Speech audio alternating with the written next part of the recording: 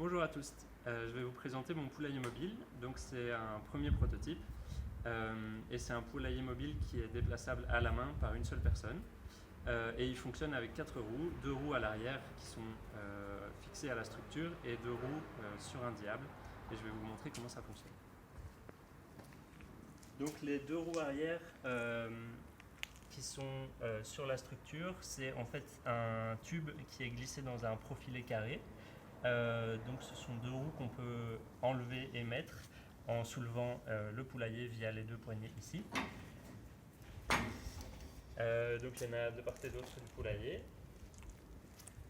Et les roues avant, elles sont fixées sur un système de diable et je vais vous montrer comment ça fonctionne à l'avant.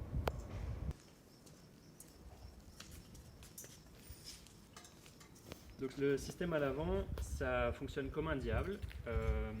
Donc ça permet de soulever le poulailler mobile en n'exerçant pas trop de force et en cédant surtout du poids du corps. Donc comment ça marche? On vient glisser les 2 dents en métal. Ici on est sur du béton, mais si c'était sur de la terre on pourrait les glisser en dessous. Qui, une fois glissés, vont passer sous le poulailler. Et une fois que ça c'est fait, on s'empare du manche, on garde bien son pied sur le diable. Et avec le poids de son corps, on vient soulever le poulailler. Et donc là, il est sur ses 4 roues, donc on peut assez facilement le déplacer en ligne droite.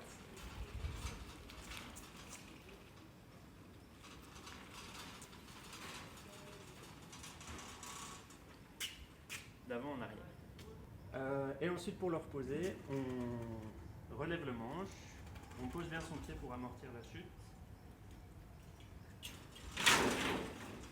Et on vient simplement reposer le poulailler.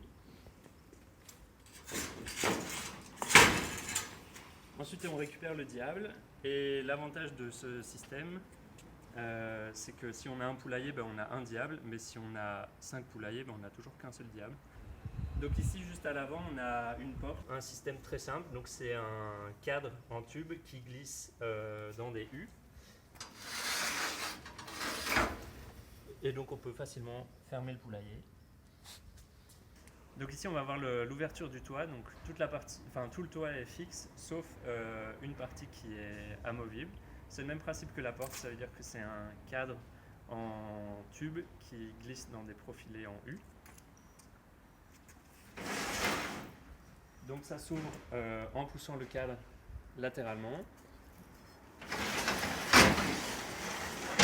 Et ça fonctionne dans les deux sens.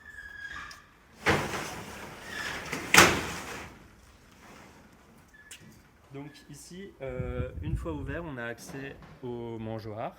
Donc ici, ce qu'on peut faire, c'est facilement mettre les graines à l'intérieur de l'entonnoir.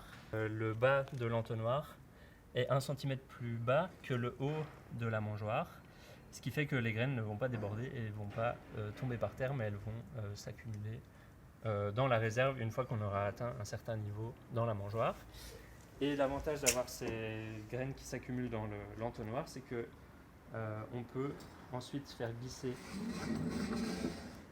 l'entonnoir le long des rails, puisqu'il il a un système avec des roues. Et donc on peut venir éparpiller les graines de part et d'autre de la mangeoire, sous les parties du toit auxquelles on n'a pas accès, puisque cette partie du toit ne s'ouvre pas. Donc à droite et à gauche. Et de nouveau, comme pour le diable, en fait c'est une partie amovible, donc qui s'enlève assez facilement.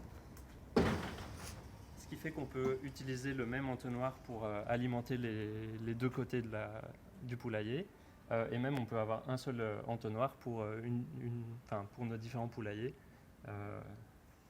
toujours par un souci d'économie.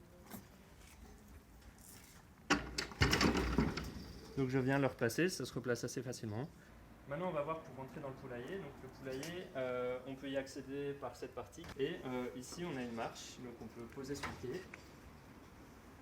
Et ensuite on peut venir poser son 2e pied sur le rail qui sert à faire rouler l'entonnoir. Hop. Et on rentre assez facilement. Et pareil, la même chose pour sortir. On pose son pied ici. Et on sort du poulailler. Ok, donc ici on se trouve à l'intérieur du poulailler. Ce qu'on voit ici, ce sont les mangeoires. Donc on a 3 mètres de ce côté-ci et 3 mètres de l'autre côté.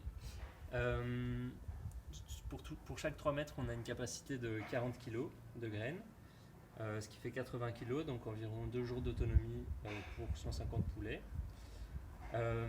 Et alors ici, on a la réserve d'eau, qui est aussi un tube PVC et qui remplit à 70%, contient environ 30 litres de réserve.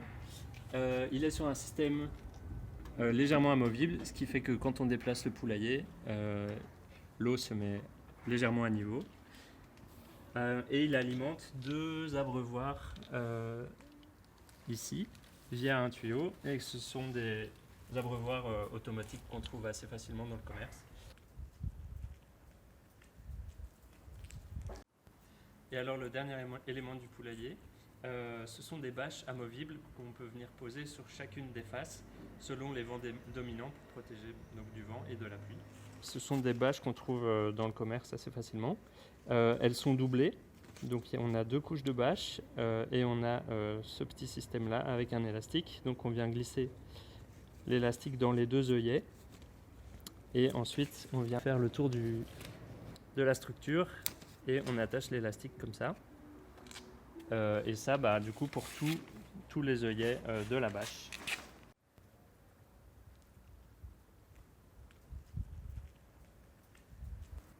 Donc ce prototype numéro 1, c'est le résultat d'un travail de co-conception avec 5 éleveurs-éleveuses qui travaillent en Belgique. On a fait des ateliers collectifs pour mettre en commun en fait, leurs pratiques et leurs besoins et imaginer en fait, de quelle forme allait prendre ce poulailler pour répondre au mieux à leurs différents besoins.